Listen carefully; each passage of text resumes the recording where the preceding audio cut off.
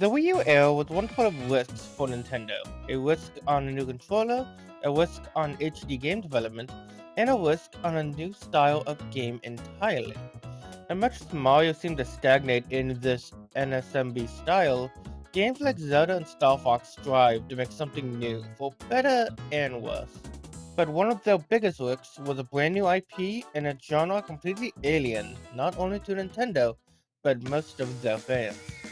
This risk took the form of Splatoon!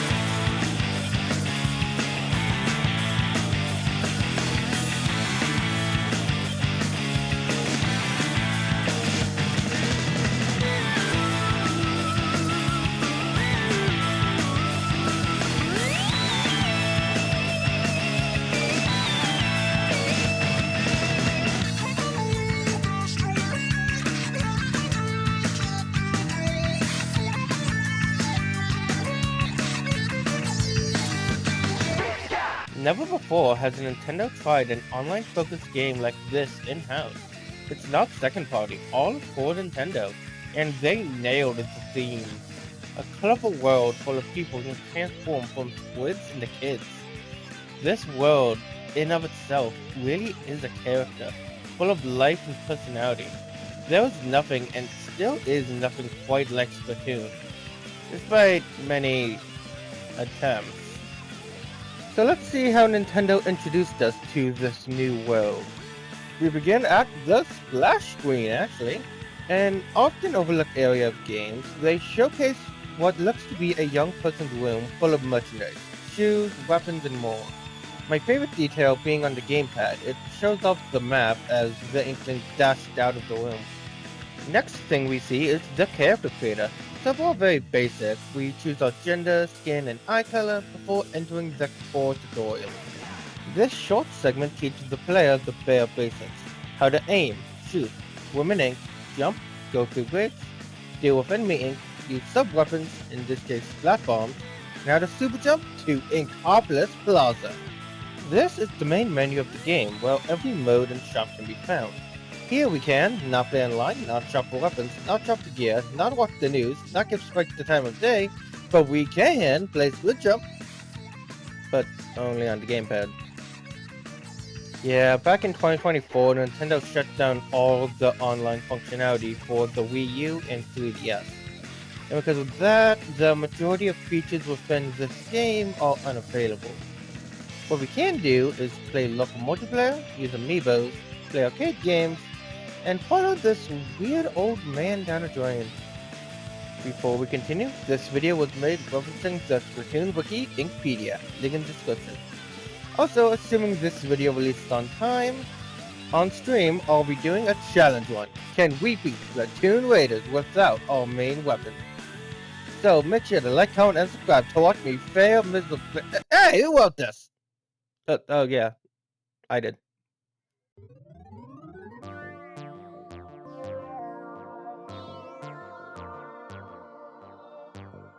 The, the, the Arcarians are coming! This weird old man is Captain Cuttlefish, leader of the Squidbeak Splatoon. According to him, we have that look in our eye he's been looking for, and access for help.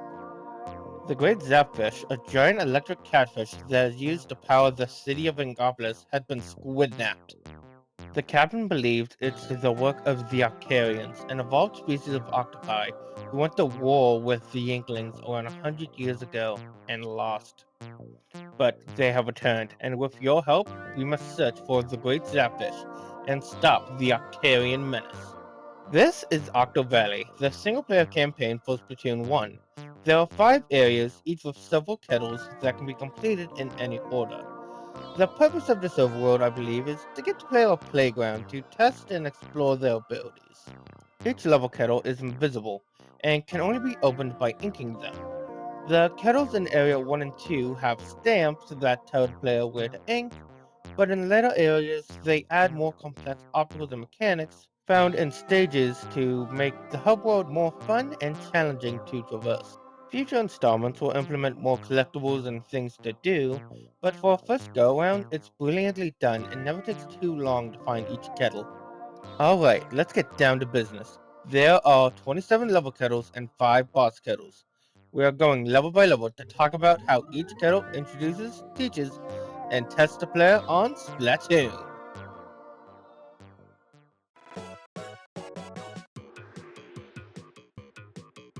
Kettle 01 Octo Trooper Hideout. Catch that Zapfish. Or get that Zapfish in Europe and Oceania. The first level of every game ever made is the most important. Your first real introduction to gameplay. Even if you can do any level in this area in any order, the majority of players are going to try this level first. The first thing you see is a shining beacon indicating the end of the level. Super jumping to the next area introduces you to your first Octo Trooper, the most basic and common enemy in the game. They shoot slow orbs of ink toward the player, and can either move around or be stationary turrets. Shooting the Octo Trooper on the box will break it, showing them struggle in the player's green ink. Same with the two behind them. This reinforces to the player that your color of ink will harm your enemies, even if it's just painted on the floor. If you fall off the stage or take too much damage, you will get splattered, losing a life indicated by the bar in the top left corner. Each level and boss gives you 3 lives. Touch a checkpoint and you will regain 1 life and spawn there after your next death. Lose all 3 lives and it's game over. You will need to start the level over from the beginning. Now we are introduced to shielded Octo Troopers. Their shield is unbreakable, but as the captain lets you know, you can hide yourself in ink, allowing you to sneak around and splat! Spawning a launch pad towards the next location. Throughout each level, Captain Cuttlefish and characters we will see later on will communicate to you, giving you tutorials, hints, and words of encouragement. Checkpoint 2 is an area full of purple ink. You're going to need to ink the ground, then hide to get past these enemies. Checkpoint 3 has a shielded Octo Trooper on a high ledge, but we can use a Splat Bomb to distract them and shoot their backs. By this point, it should be more than clear that in order to get a launch pad to spawn, every single enemy is going to need to be defeated. Checkpoint 4 is more complex than the last two, having 2 Octo Troopers move around, but by using Splat Bomb to distract them and hiding your ink, you can knock them out. Checkpoint 5, while adding more enemies, also introduces these pillars, which atop the tallest is a box holding a sunken scroll. These are collectibles found throughout each level and are a major source of lore! Checkpoint 6 introduces us to armor and keys. These briefcases will heavily armor yourself, doubling your health with just 1. Holding a max of 3 armor pickups, if available, will mean you need to take enough damage to be splattered 4 times before defeat. Keys are found within enemies, boxes, or out in the open. Bring them to a vault to continue the stage. Final checkpoint. It's time to take everything you have learned into this final challenge. Get past the enemies and break down the tower boxes to find the key. On your way back to the vault, however, a final tangle of Octo Troopers, led by a Twinticle Octo Trooper, ambushed the player. Twinticle Octo Troopers will shoot a rapid fire burst of ink similar to the player. Getting past them will launch you towards the Zapfish. These smaller Zapfish indicate the end of the stage. Break down the bowl with a bomb or hero shot so you can grab him and win.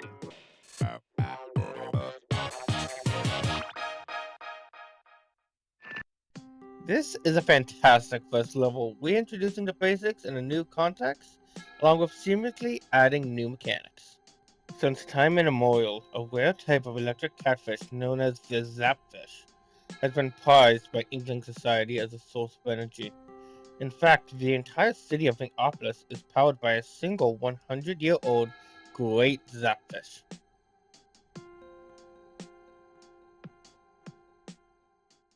Kettle 02, Layer of the Octoballs. Splat your way to the top. This level begins introducing you to Octopods, a very weak enemy that runs towards and leaps to the player before exploding. Basically, walking torpedoes. I find it odd to have these be the first thing shown off across the intro and first checkpoint in a level called Lair of the Octoballs.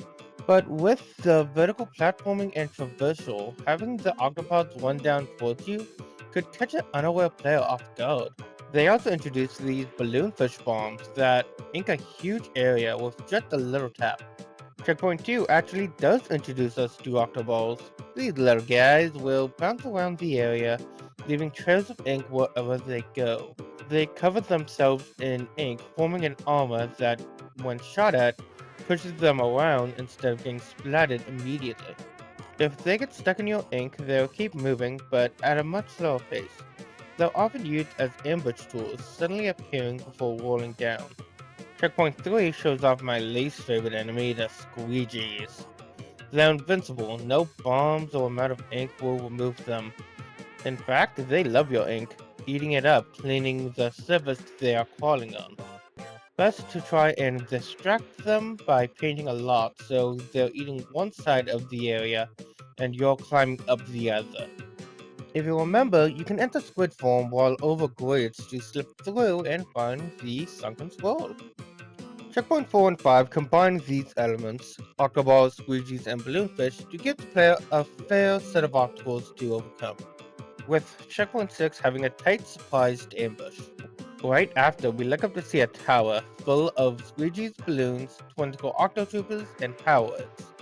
However, when we get past this monolith, stopped. Well, the final checkpoint has our answer. In the Ink Cannon.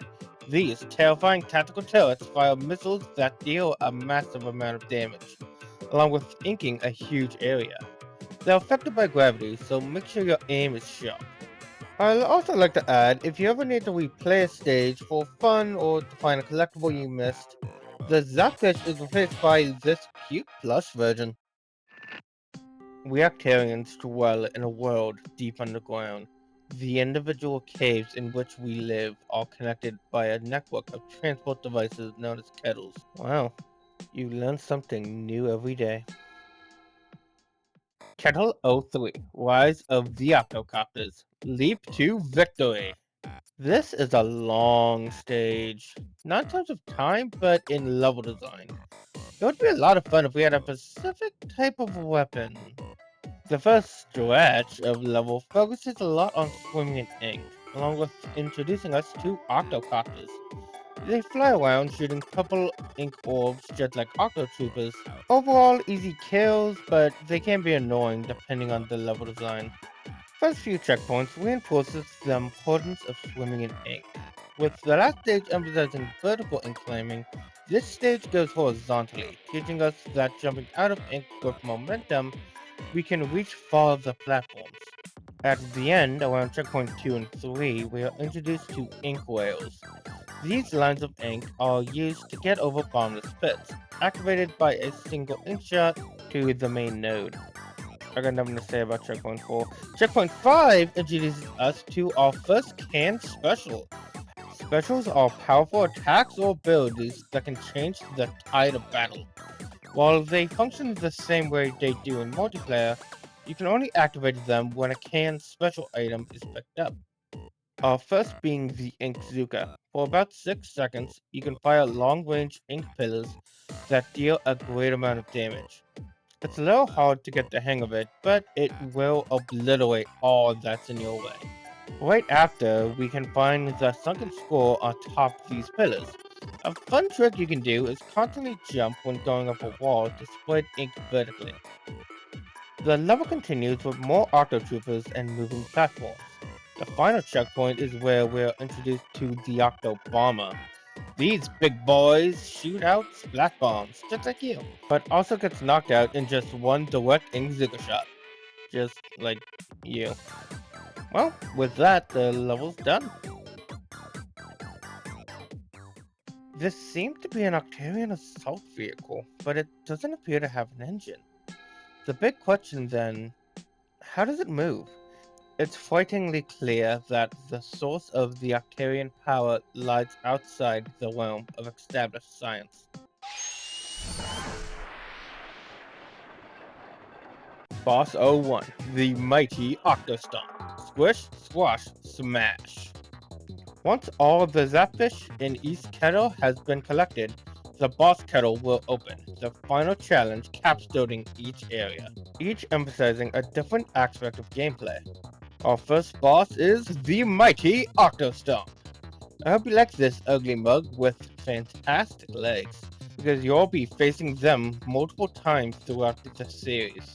This fight focuses on climbing. He will slam his face down to try and stamp you out, but in doing so gives you the opportunity to climb up the sides to attack the Xbox-style tentacle on his back. Each boss has at least 3 phases. Phase 2 removes some plates, and Phase 3 removes even more and has them move around.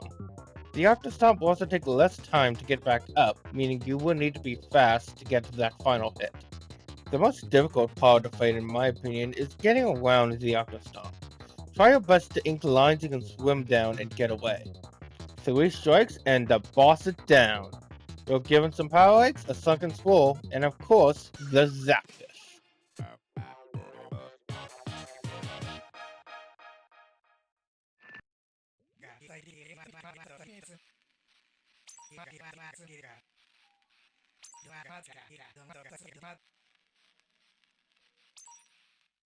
Anti-Octopus Weapon Blueprints. Designer Moses Schellendorf. Eminence Budapest 1F and Goblist 11-1. Each of the sunken scrolls obtained from boss fights are blueprints, or I guess brown prints, that would give you new weapons for multiplayer. These, to be exact. Their descriptions are also all the same, so I won't waste your time. Now that the boss is defeated, we can use this inkwell to head to our next set of levels. While I search for each kettle, let's finally go over upgrades.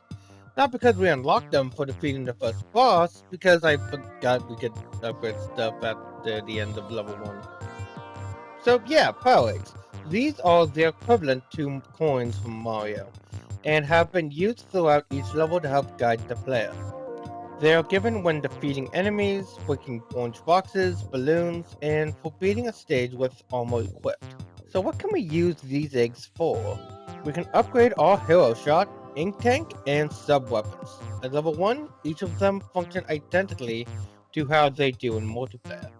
After upgrades, the Hero Shot fire rank, ink capacity, and sub-weapon blast radius will be 2 times more efficient. Speaking of blast, we can swap between 3 sub-weapons. Splat bombs are grenades that will explode a second after landing, dealing more damage the closer your target is to the bomb. Burst bombs are the best. They come out fast and explode on contact, dealing decent damage, but are very useful when used to climb walls. Lastly is the Seeker. This weapon is exclusive to Splatoon 1, hence the name. They will seek out the nearest enemy, turning towards them, dragging a trail of ink until it explodes. It's not the most accurate, and better used as a way to quickly ink a line to get to your destination faster. Annoyingly, given how short the campaign is, you will not be fully upgrading your gear without outside help. But we'll talk about that later. Kettle 04 Gusher Gauntlet. Take to the skies. The kettles found in Area 2 and 3 focus on introducing a variety of platforming obstacles, starting with gushers. A single shot will activate a rushing geyser of ink, creating a vertical pillar of ink you can climb, a wall to defend from enemies, as well as dealing damage. Checkpoint 2 introduces us to a new enemy, normal Octostamps. Smaller versions of the Octostamp taken out in the same way. You shoot the backs once they slam down. Checkpoint 2 and 3 taxes the player to deal with a high amount of enemies using geysers to your advantage, by getting to high ground or using them as walls for defense. The final checkpoint is a vertical pick your path. Choosing the correct path will finish the stage, but others can lead to a sunken skull and more power eggs.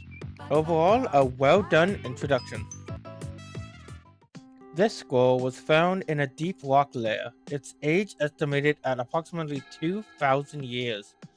It details the ancient turf wars of the time. It seems the basic 4 vs 4 battle format has already been established at this stage. Kettle 05 Floating Sponge Gulp. Soak it up! Or dare to dream bigger in Europe and Oceania. Who lives in a pineapple under the sea? Gary. I haven't watched the show in years. Has an episode ever started with that? Well, if you want something absorbent and yellow and porous as he, this is your kettle.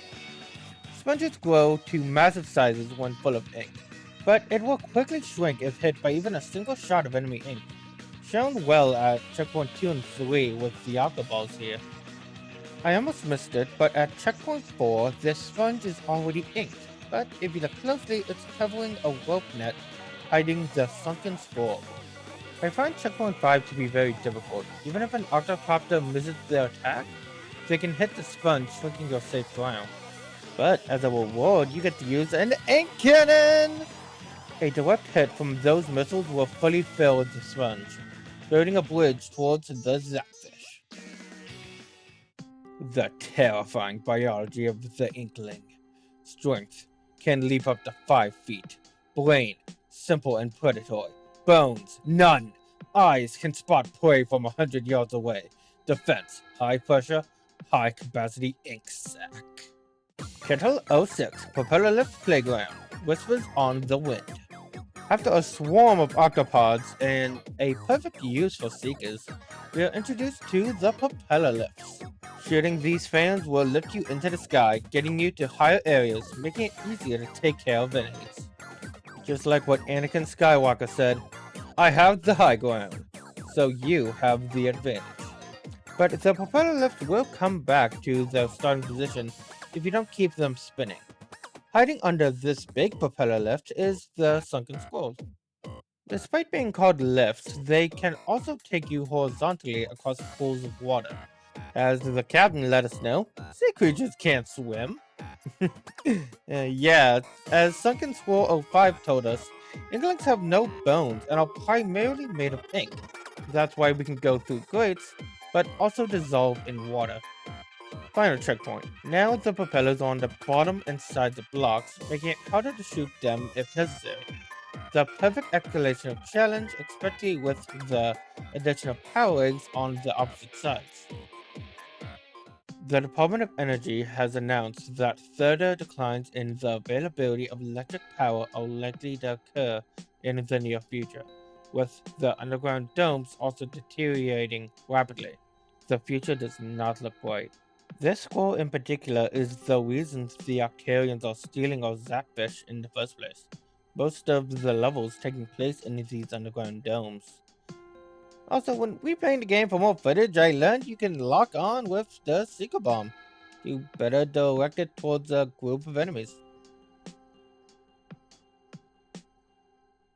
Kettle 07, Splitter Splatfest, Ink Stains and Teardrops.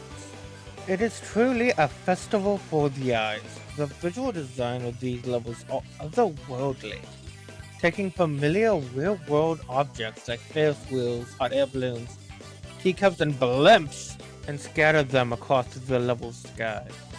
But enough marbling out of the background, let's check out these splitters.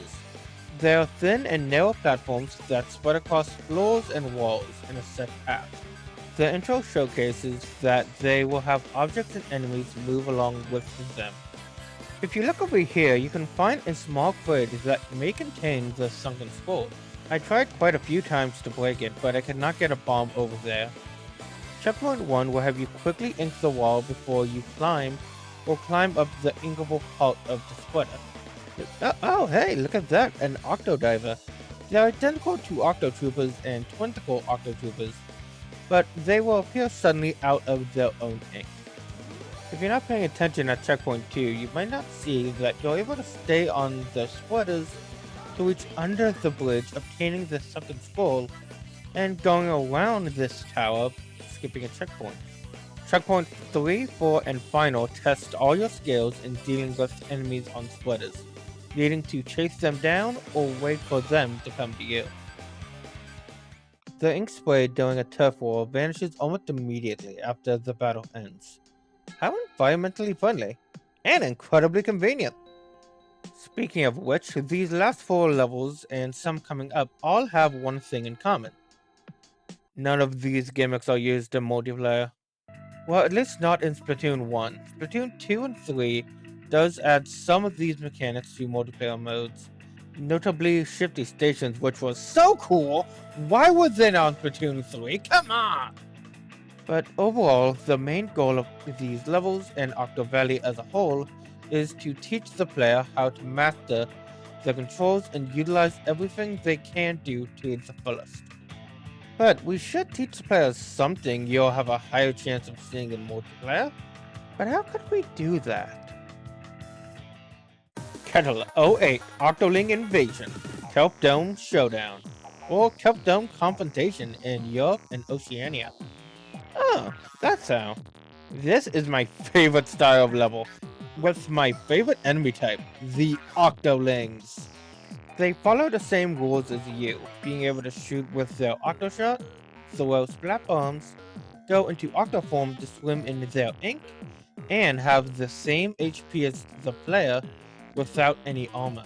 They will super jump to set locations. With quick timing and memorization, you can knock them out right as they land.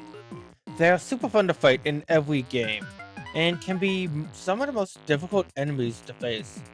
The level itself is actually one of the multiplayer stages, specifically the Kelp Dome. The layout is almost exactly the same, with the addition of boxes, bumpers, and a trail of power eggs showing the intended path. But you don't need to follow it, you can go any way you can to reach the end, making replays a lot of fun. The second squirrel is a little tricky to find, being behind the swamp on the enemy side. The main reason I love these stages so much is because they prepare you for multiplayer the best out of all of them. Being on a multiplayer map means once you see it on a stage rotation, you will already have a head start. Paradise Lost by Octalangelo. I, I am not able to answer any questions relating to this one.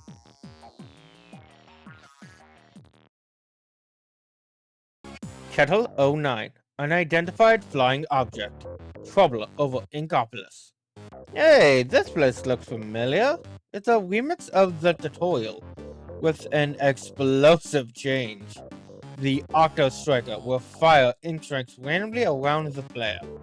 An ink strike is basically a nuke, identical to the special weapon you can use in multiplayer. You only get a brief moment to react and dodge the attack. Keep your eyes and ears peeled for the visual and audio effect. A direct hit will splat. Other than him, the level is also an official showcase of Octodivers. They're hidden all over the level. I would recommend using bombs to try and sniff them out before they ambush you. This whole level is all about the element of surprise, something you can also use to your advantage in multiplayer just like them.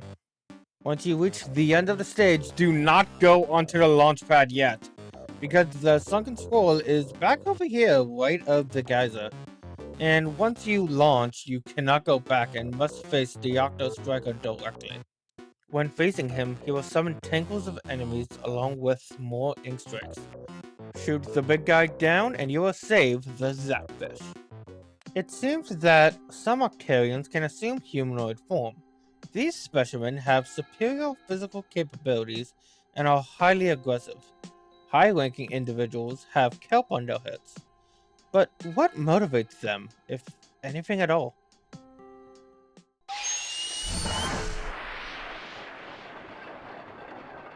Boss 2, the dreaded Octonozzle, shooting the sneeze.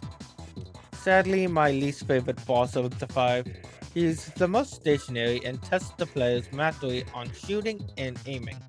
He has little octo suckers that you gotta shoot, adding more with each phase. He attacks with the dark ink balls that ink the ground, getting more and more erratic with each phase, but are fairly easy to avoid. What tripped me up on this one was the jump over his mode of ink.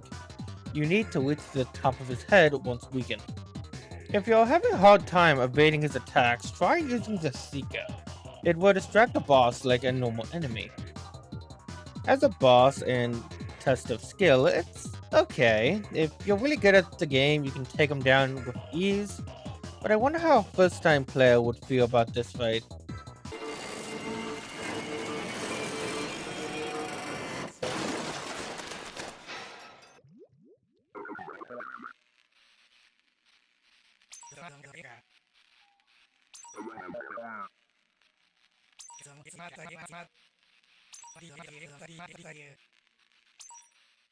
By this point, we should have a solid amount of upgrades, but they're starting to get a bit pricey.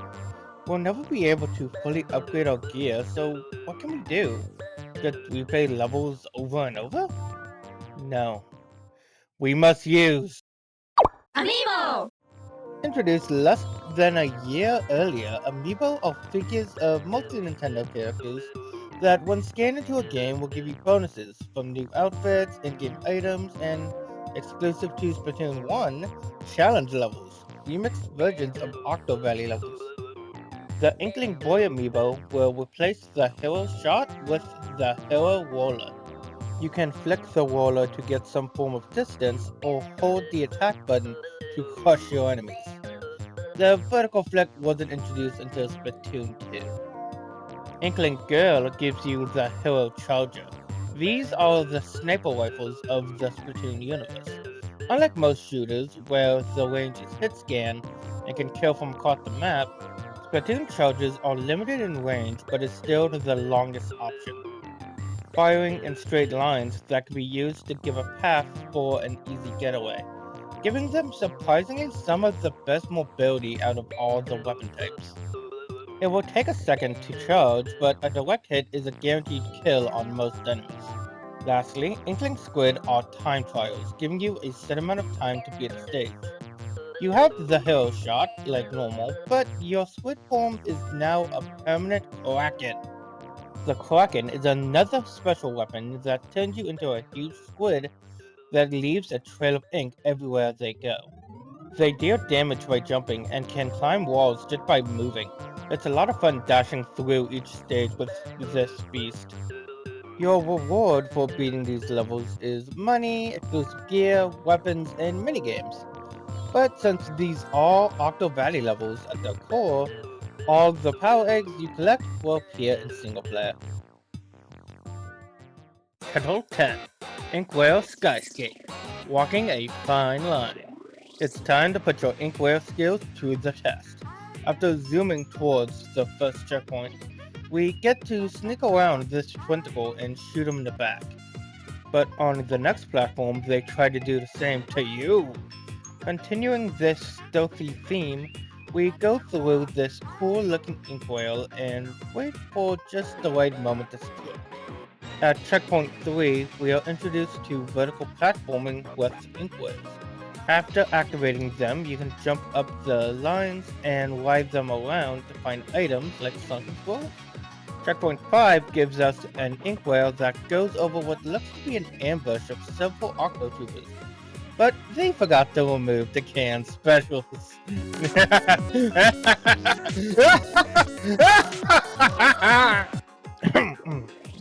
Our final checkpoint often feels more like a victory lap, just needing to jump out and shoot as fast as you can while climbing up this tower.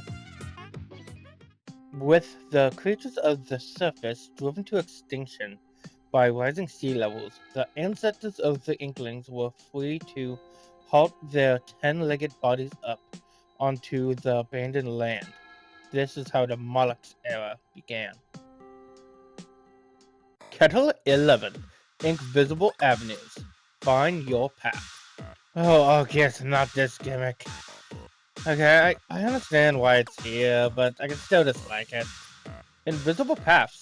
Segments of the level that are completely invisible, only visible when you paint them. The goal of the game is to ink as much turf as possible, but with the paths being invisible, it makes platforming and traversal much more difficult. However, they do a great job of escalating the difficulty within this level. We begin with a balloonfish. One shot will ink your path, clearly explaining how this gimmick works, and how deadly it can be.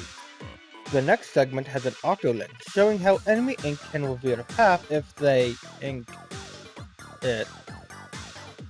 Checkpoint 1 showcases a variety of enemies as you climb up ink-visible ramps. Area 2 has an orange box directly in front of an ink-visible ramp, with octoballs rolling down. If you're brave enough, you can jump down to reveal some ink-visible paths, and the sunken scroll. Checkpoint 3 has enemies ready to beat! Oh, wait, Level gimmick. Well, ink enough of the wall to find your way forward to checkpoint 4. A precise ink visible bridge we need to walk down, with hidden enemies, squeegees, and at this point I realize the map won't even tell you where you're being. This is very difficult, especially for new players. Make sure to take your time and fire preemptively if you know an enemy will spawn. The rest of the stage is a lot simpler, with a few enemies and a balloon fish revealing the path in checkpoint 5. The final checkpoint is a gauntlet of enemies. Just make sure to ink your path, and that fish will be yours. Twice a year, the Ink Obelisk Collection Fashion Show captures the hearts, minds, and wallets of the city's youth. Is there no room for these creatures' minds for anything but battles and fashion? Kettle 12, Flutter Junkyard, Renegade Robots. Remember how Kettle 10 had a light stealth theme to it? Well, here we take full advantage of that idea. Allow me to introduce you to Flutters. These massively mechanical marvels shower enemy ink, instantly splattering the player, and are completely unkillable. So all we can do is dodge and hide. They move in a set pattern but will chase the player if they enter their line of sight. Checkpoint 1 tasks the player in navigating around them to find some ink oils, one of which leading towards a sunken skull. The other will send you to checkpoint 2 and 3. Nothing we haven't seen before, breaking boxes to find keys, sunken enemies that will try to ambush you. Emphasis on try. The final checkpoint has a sling 3D Pac-Man with 5 flutters and a single octo diver hidden somewhere within this maze. This area can be stressful with them constantly inking over your path. You really gotta prepare for anything around the corner. The Seeker is your best friend. Use it to ink a straight line path forward so you can escape. Once you obtain the key, you get one final ink well, sending you towards the Zapfish. Just make sure not to fall off, it's a long swim back. The first battles of the Great War ended in victory for the Octarian forces. The diligent Octarians easily dominated the Inklings, who were unable to wake up early enough in the morning to defend themselves. Kettle 13, Shifting Platforms, Midnight Rendezvous.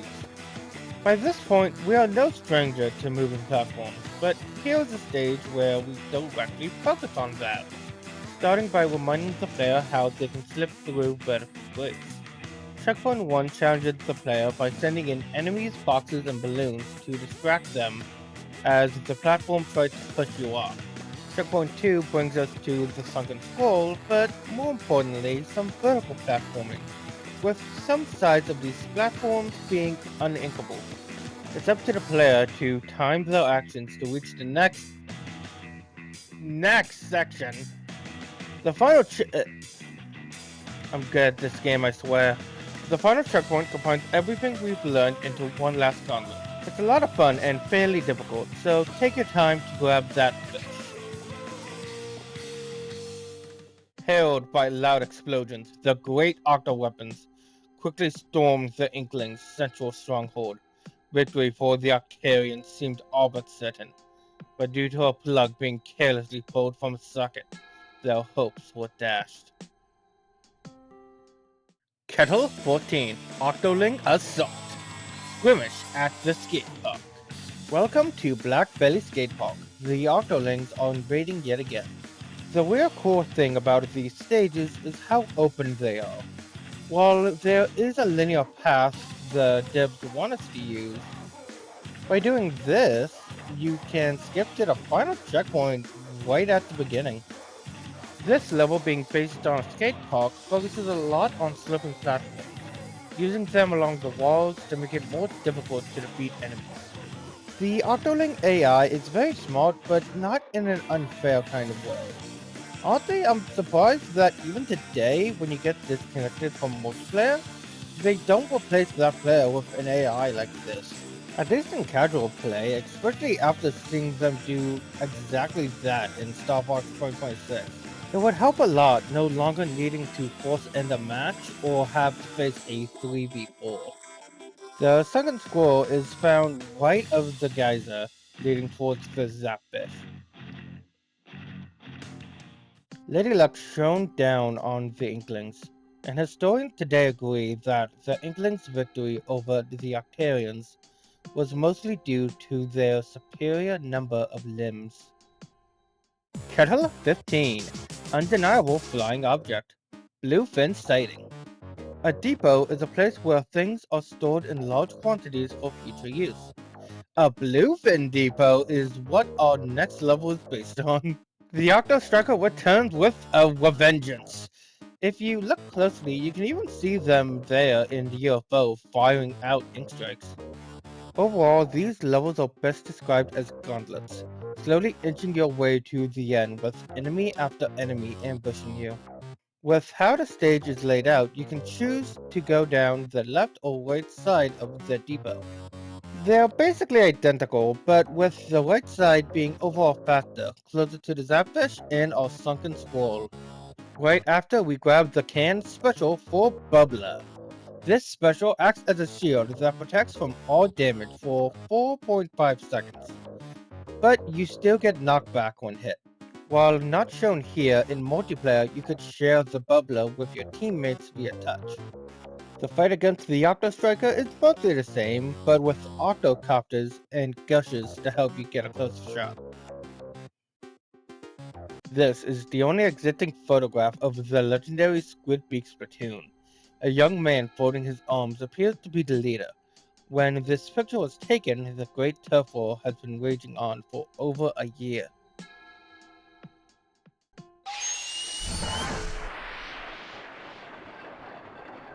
Boss 3, the Rampaging Octo-Whirl. Roll with the punches. But he doesn't have any arms! Well, hands. The Octo-Whirl is a great fight, testing your skills in tough coverage. Just like Octoballs, if they roll into enough ink, they will sink and become vulnerable. Phase 2 makes the center of the platform rotate, meaning the player will need to ink a lot more area, or better yet, ink a path to try and lead the Octo-Whirl towards you like a bullfighter. The final phase turns sections of the battlefield into uninkable glass, meaning it's more difficult to ink enough turf, but with the right amount of movement, you destroy the Octo weapon, and the day is saved.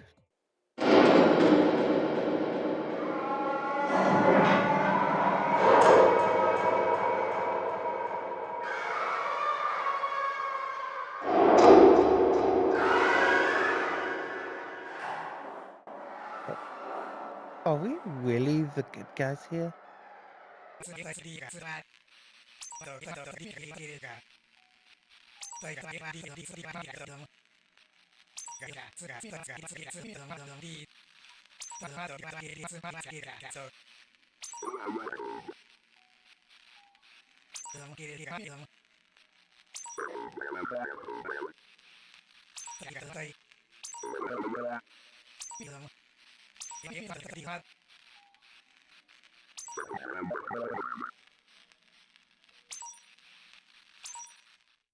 Of course we are! I don't know, just stole my grandfather! Captain Cuttlefish! And he is gone. Go back to the start of the game and he's nowhere to be seen. He taught us everything he knows, and now we must use that knowledge to save him. At this point, I don't really have any more side content or anything else to add, so thank you so much for watching. I was not expecting this video to be so long. I really hope it releases on time. Anyway, like, comment, and subscribe. I'll play Dead Space at 100,000 subs. Kettle 16, Propeller Lift Fortress, Spin to Win, or Caught in a Spin in Europe and Oceania. No matter which stage you pick after defeating the Octo-Whirl, no one will be there to talk to you throughout the level. It's kinda sad to go in alone. This stage brings back propeller lifts, but now they move out from the wall, putting the player on a time limit to try and get through as fast as they can.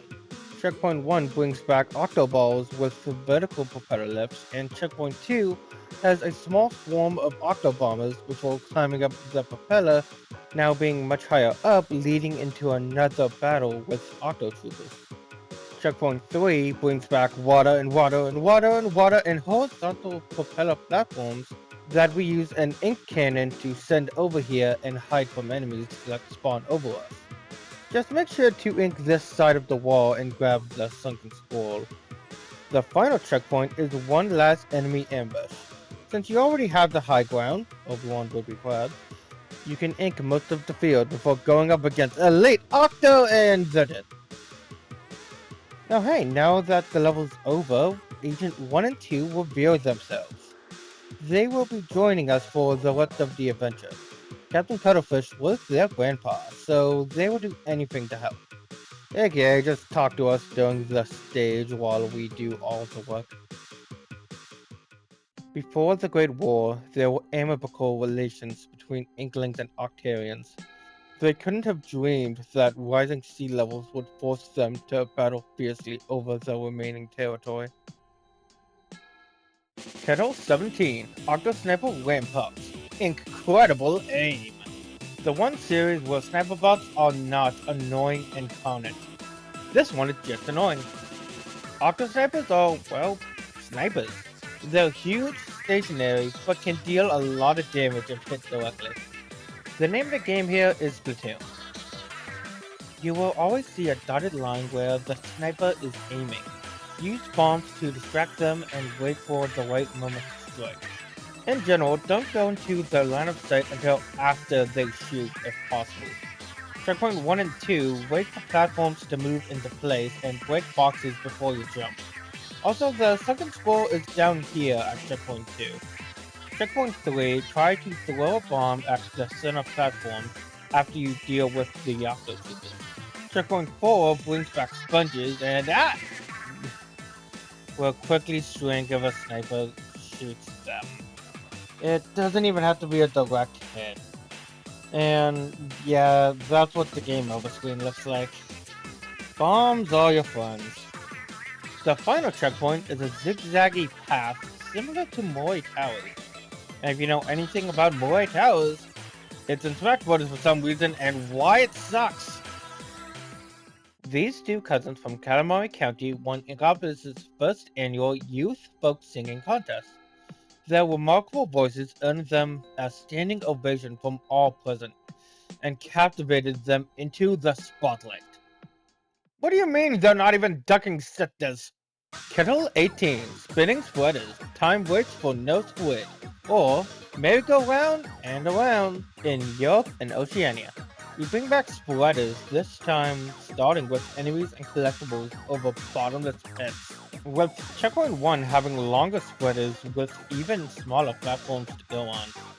But with enough movability so you can pick up the sunken scroll before you climb and jump towards Checkpoint 2. Where along with Checkpoint 3 has more spinning pinwheel-like spreaders over the void. You will need a lot of courage and patience to get past these enemies and find the key. The final checkpoint is another arena full of Octolings, now fully introducing us to Elite Octo. Oh hey, Can Special. Our third and final type of special in this mode is the Bomb Rush. For 6 seconds, you can throw an endless amount of Splat, Burst, or Seeker bombs, and even swap between them mid-rush. But as soon as it ends, you will be using your own ink to throw bombs, so watch out. It's Black Friday every day at the Booyah Base Ultra Mega Hyper Sale. Every deal is a doorbuster if you want to be the freshest squid in Inkopolis. You cannot miss this incredible shopportunity. Kettle 19, Tumbling Platforms, the Tentacles of Fate, or the Twists and Turns of Fate in Europe and Oceania. Why does every stage need to have 2 titles? It's just so unnecessary. Look, what do you think about it? Do you care? Yeah, let me know in the comments below. This level takes moving platforms to the logical extreme. These platforms will rotate constantly, with enemies sticking to them, ready to fire at any angle. The starting stretch is not that bad, showing how enemies can be placed along with how platforms can be used to reach higher areas depending on the shape. With checkpoint 1 and 2 reinforcing that idea by vertically platforming up the level while evading enemy fire. Checkpoint 3 and final combining multiple rotating platforms as a tricky final test of your mastery of basic movement, inking, and swimming up walls. The sunken scroll can be found here right before that final segment. Is the big fluffy one providing shelter for the little fishy one? Or the little fishy one manipulating the big fluffy one? We may never know. Or we could just ask Anne and Mo. I'm sure they'll give you a straight answer. Or not. Chapter 20, Octoling Uprising. Battle at the Bluefin Deep... Hey, wait a minute, we did this already! At launch, there was a total of 5 multiplayer stages, a depressing amount for any game. But more was added, ending with an acceptable 16 in total. But let me tell you a secret. Both Bluefin Depot and Kelpstone were added in after launch, meaning they were already at least ready for single player, so why wasn't another stage picked? Looking ahead, they also used Blackbird Escape Hall for an Octotracker stage, so why not use any of the other available stages, like Underwater Mall, Ballet Warehouse, the iconic Urchin Underpass for Squid's sake. Yeah, this was still a lot of fun. Using the multiplayer stages with Octolings is a great way to practice how to deal with other players on more normal grounds. We are also introduced to Elite Octolings, but showing up 4 levels ago, this is the first time they've given any direct mention. They're faster, stronger, and more resilient than normal Octolings. The sunken scroll took me a bit to find, but it's right under the bridge near the end. Squid Squad's new album, Fresh Kids, takes their trademark squid core to a whole new level. Critics call it an urban buffet of squidocratic psychodelicacy, the perfect theme for any turf war. On sale now. Thank you, Jack Conroy, for helping me pronounce squidocratic psychodelicacy. What is this word? Kettle 21. Unwelcome Flying Object. Underpass Infiltration. I forgot Urchin Underpass was the next level when I said that earlier. Well, compared to most of the Temple maps, I feel like this one works the best as a traditional level. There are a lot of hallways and choke points, only giving you a single option to escape the ink strike. The center segment can be tackled from 2 angles, and is full of enemies, but the Inkzuka special can dispatch of them quickly. Going left from checkpoint 2, you can find the sunken scroll being guarded by an Octobomb. Going right sent us across more enemies with a bombless special that would have sucked if I used Seekers. So I used flat bombs on my second attempt. The Octo Striker this time has Octo Troopers guarding him with an ink whale that's a lot of fun to spin around before grabbing the Zapfish. What is this? It looks like the proprietor of that shoe shop. Could there have been an ancient creature that consumes prawns as food? A terrifying thought indeed.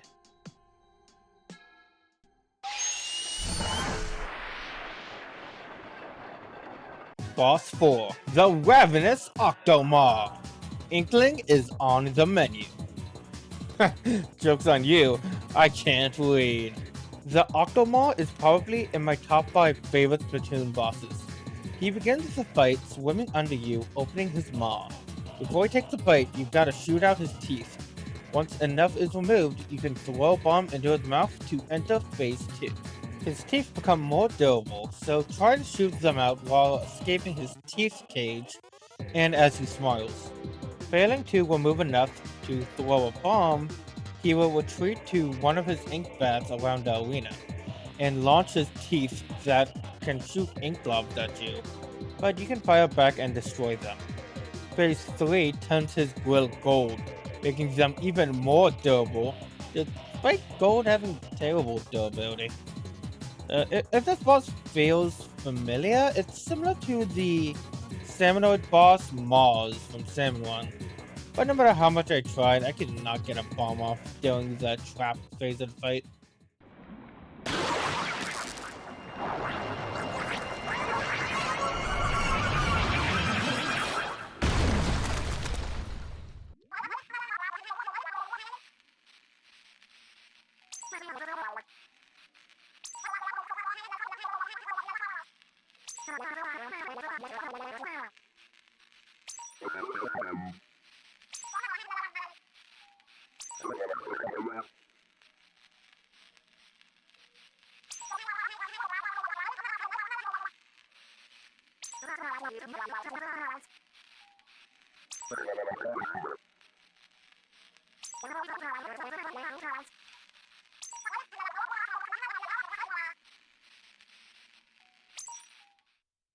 The final area with the most complex overworld and difficult to find kettles.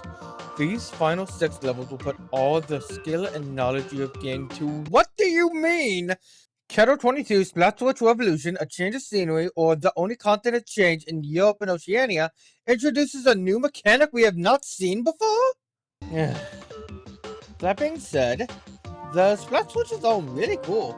If you ink the panel enough, it will activate and move blocks adjacent to it in unpredictable ways. Checkpoint 1 will ask if you want to use a sword in the form of an Inkzuka or a shield in the form of a bubbler. I personally picked a sword, and just like the game itself, it was disappointing. Checkpoint 2 has me nearly falling to my doom as the blocks catches me, with the second scroll being found right at the end. Checkpoint 3 is another battlefield with the layout changing after each set of enemies. As a whole, this level's main lesson is to expect the unexpected. Just when you think a battle's over, another enemy can swoop in to avenge their teammates.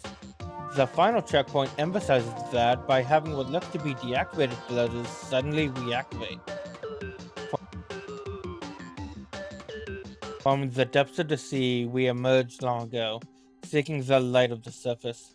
In search of still greater lights, we now send this message into outer space, sealed in a disk. Perhaps one day we will encounter other intelligent life. Carol 23, Spongy Observatory. More ink, less shrink. Or, don't shrink, don't flinch, in Europe and Oceania. Agent 1, you read my mind. Drinking sponges are some of the most dangerous obstacles in the whole series. But Checkpoint 1 has it go both ways. The second scroll can be found right under Checkpoint 2. Just make sure to explode that Octo Trooper before trying. Checkpoint 3 is a lot of fun. The Inkzuka can soak up a whole line of sponges, making this segment a lot easier. Checkpoint 4 and 5 is where the challenge really shows up with the Octo Bombers. Even a little bit of spat damage will shrink the sponge, with this final jump being surprisingly hard to make. The final checkpoint is another arena, and you know, I think it would be really cool if you could have duels in Splatoon. Like small 1v1 battles with small stages and gimmicks like these segments of levels. A future GW64 here. I want to keep that segment in because it was my first thoughts. But we do have 1v1s in Splatoon, even in Splatoon 1, and I just never knew about them. Someone told me about it during a live stream, which happens every Monday, Wednesday, and Friday at 5 p.m. PST, so thank you, Eben, aka EvanPad on YouTube. The customary chorus of Calamari County. Nowadays, this song and dance may as well be carved into the very DNA of all Inklings. It began as a way to celebrate and show respect for the bounty of the sea. Kettle 24, Pinwheel Power Plant. Slip through defenses. Or slip through the defenses if you're boring. Also, if you're in Europe or Oceania. This stage kinda introduced something new, but mechanically it's the movement of sweaters combined with grates to create these pinwheels. Out of the final 6 kettles, this is the most precise when it comes to platforming. Checkpoint 2 demonstrates this by teaching me that the Inkzuka has kickback. Oops. Due to the Arcarians having shields popping out of their ink, or both, you will need to make some precise bomb throws to get past everything. The remaining checkpoints test the player's reactions and spatial awareness, needing to jump and dive across pinwheels to defeat enemies, along with staying on path, popping balloons, and obtaining the sunken scroll. The final checkpoint ups the stakes with 2 moving platforms. As a final test for your traditional platforming ability, it passes the class.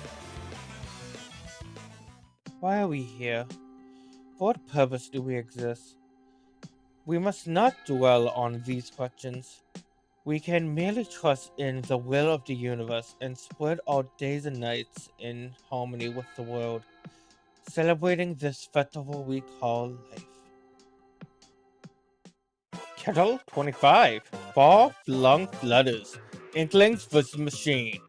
Or Mindless Machine Menace in Europe and Oceania. The Flutters are back with a revengeance. As a reminder, these guys are unkillable but will kill you in one shot. You're going to need to hide in your ink and paint a path to escape. You'll be traveling around mazes on the hunt for the key. Once you open the vault, you have to platform above the flutters. One wrong jump and you're down in the danger zone. I missed the sunken scroll here on my first attempt. It's behind the second launch pad on the first island. Taking you here, an island with flutters that have gushes on their heads, and all sunken scroll. Though academic circles warn of rising sea levels, the policymakers pay them no heed. At this rate, human civilization may be lost beneath the tide. Will even this furry fellow be consumed by the raging ocean? Kettle 26, Octoling Onslaught, Rumble at the Rig. Finally, a stage with only one subtitle, and it's the final Octoling stage. Takes place on Saltway Rig, one of the most unique stages in the series, having both teams start on the same side of the map. But due to all Inklings being right-handed, it means anyone starting out on the left side of the map can safely peek around corners, so of course we had to start on the disadvantaged side.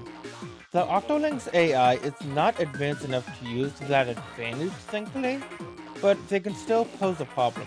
Think of this level like you're raiding a castle. You could take the intended path, following the power eggs, only going off to collect the sunken scroll at the other spawn location. But if you're sneaky enough, you can sneak behind them, catch them off guard, and grab the zapfish. A 12,000-year-old fossil of a creature with an odd internal skeleton. Its small skull indicates the creature was likely primitive, with little intelligence. This specimen appears to have been fossilized in the middle of some kind of ritual.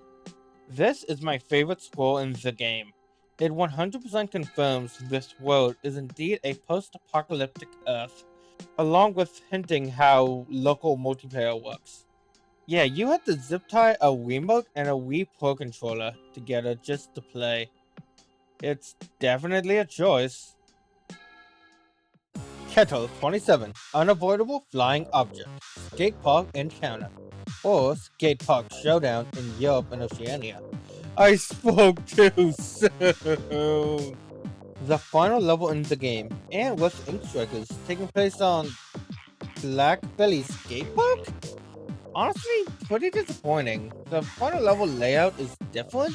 Instead of going for the left flank after the tower, we gotta go straight on. With the level being full of balloon fish that turfs most of the area, octo snipers that fire slowly, and a mostly fully upgraded kit, it's a very easy time, with the sunken scroll being in this corner right over here. Less of a final challenge and more of a victory lap. The calm before the king. Oh, my beloved Judd, it seems the day has finally come. This capsule is designed to remain cryogenically sealed for 10,000 years. Goodbye, my perfect little kitty cat. May your meows echo through the ages.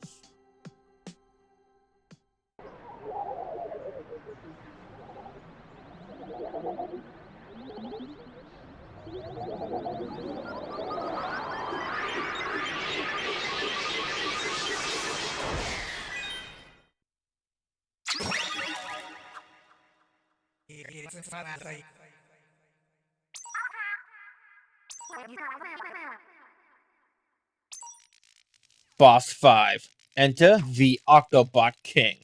Let's finish this.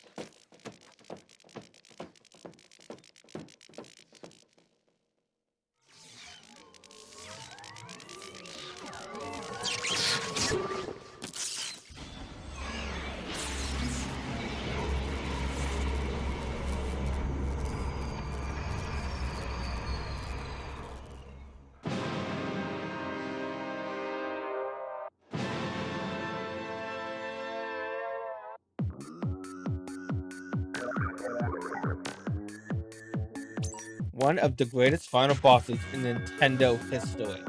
Phase 1 begins with him launching Octopedos and his gigantic boost! Shooting the fist will slowly change its color until it redirects towards the king, knocking him back down the path. Keeping this up until he fires his huge Octo missile.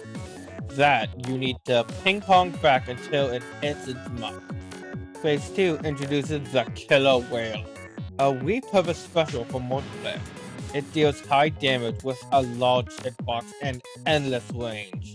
Make sure to try and swim out of its path ASAP. This segment also brings back propeller lifts, necessary to go forward, along with the sunken scroll being over here instead of after the fight. Just keep shooting those hands. I recommend just to use your gun, unless you're doing a challenge one with only bombs, it's just barely possible.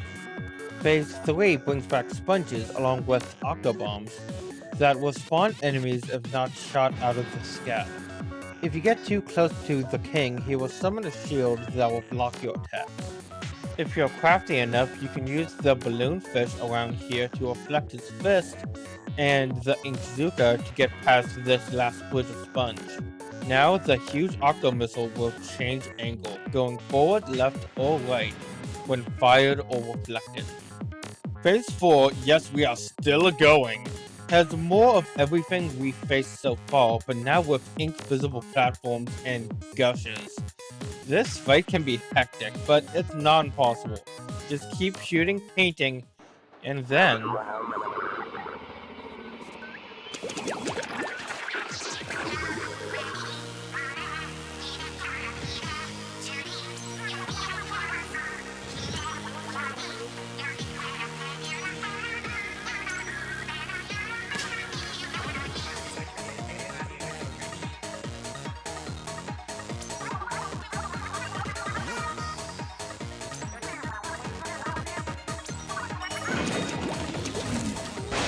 Phase 5. This is the most important moment in all of Splatoon. This battle, this concert, this song will change the lives of all who hear its magical melody.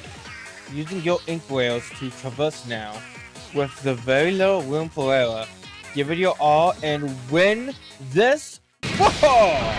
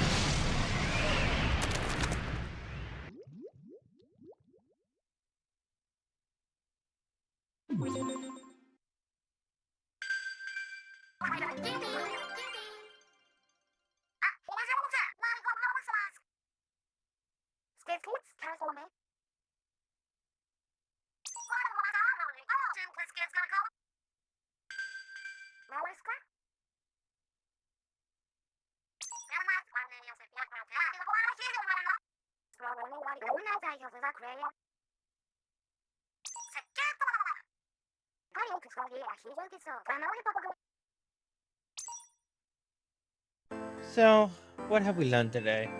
How to play Splatoon, what else? After looking through this game with a more analytical eye, trying to get into the minds of the game designers, it was very clear to see this was their first game of this style. It was very smart of them to take inspiration from 3D Mario, slowly introducing mechanics, testing the player, and ending off with this final boss. Taking each level mechanics that makes this mode special and putting them all together into one climactic finale. Having the player use everything they've learned, shooting, bomb, turf coverage, area awareness, it was beautifully done. Though it's not perfect. While story mode does prepare you for the basics, and a bit more beyond that, sadly aspects of multiplayer like gear abilities, communication, and especially weapon variety are all things the player will need to learn on their own. Which from my experience caused people to stick with the shooter class. Which is not bad, you can go far even with the starting gun. It's not until later story modes where we get some variety. Splatoon is a magical series that means a lot to me. I have been playing these games since the release of Splatoon 2. I would show you how many hours, but my Switch times got reset when transferring save data. But it was definitely in the 200s at least. I really hope you enjoyed this video. As I write this, I am on page 56. And I have no idea how long this video will end up, but thank you so much for watching. I could not be any more grateful. If you want to see more, please like, comment, and subscribe. If this video does well, I will amateurly analyze Splatoon 2 and even more games. I can say now, the next episode will be about Minecraft. But until then, I'll see you guys next game. Bye bye.